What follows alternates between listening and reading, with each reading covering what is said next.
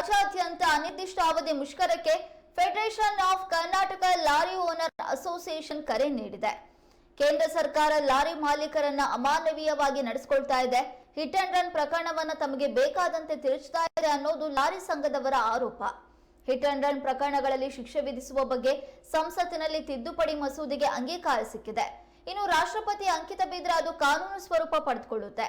ಹಾಗಾಗಿ ಸರ್ಕಾರ ಈ ಕಾನೂನು ತಿದ್ದುಪಡಿಯನ್ನ ಕೂಡಲೇ ವಾಪಸ್ ಪಡಿಬೇಕು. ಹೊಸ ಕಾನೂನಿನಲ್ಲಿ ಭಾರತೀಯ ನ್ಯಾಯ ಸಂಹಿತೆ 2023ರ ಅಡಿಯಲ್ಲಿ ನಿರ್ಲಕ್ಷ್ಯದ ಚಾಲನೆಯಿಂದ ಸಂಭವಿಸುವ ಮಾರಣಾಂತಿಕ ರಸ್ತೆ ಅಪಘಾತದಲ್ಲಿ ಲಾರಿ ಚಾಲಕರಿಗೆ 10 ವರ್ಷಗಳವರೆಗೆ ಜೈಲು ಶಿಕ್ಷೆ ಮತ್ತು ಅಪಘಾತದ ಬಳಿಕ ಪಲಾಯನ ಮಾಡಿದ್ರೆ 7 ಲಕ್ಷ ರೂಪಾಯಿವರೆಗೆ ದಂಡ ವಿಧಿಸಿ ಶಿಕ್ಷೆ ನೀಡುವ ಕುರಿತು ಉಲ್ಲೇಖ ಮಾಡಲಾಗಿದೆ. ಈ ಹೊಸ ಕಾನೂನು ಜಾರಿಯಾದರೆ ಟ್ರಕ್ ಡ್ರೈವರ್ ತೊಂದರೆಗೆ ಸಿಲುಕೋದು ನಿಶ್ಚಿತ. ಇಂಥ ಕಾನೂನನ್ನ ರದ್ದು ಮಾಡಬೇಕು. ಈಗಿರುವ ಕಾನೂನು ಸರಿ ಇದೆ, ನಮಗೆ ಹೊಸ ಕಾನೂನು ಬೇಡ. ಈಗಿರುವ ಕಾನೂನಿನ ಅಡಿಯಲ್ಲಿ ಪ್ರಕರಣವನ್ನ ನ್ಯಾಯಾಲಯದಲ್ಲಿ ಇತ್ಯರ್ಥ ಮಾಡಲು ಅವಕಾಶವಿದೆ.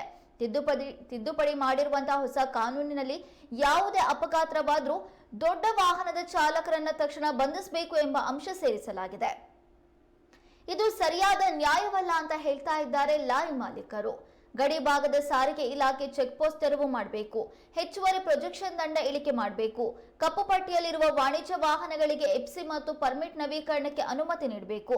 ಅಪಘಾತದ ಸಂದರ್ಭದಲ್ಲಿ ಪೊಲೀಸರು ಚಾಲನಾ ಪತ್ರ ವಶಪಡಿಸಿಕೊಳ್ಳಬಾರದು.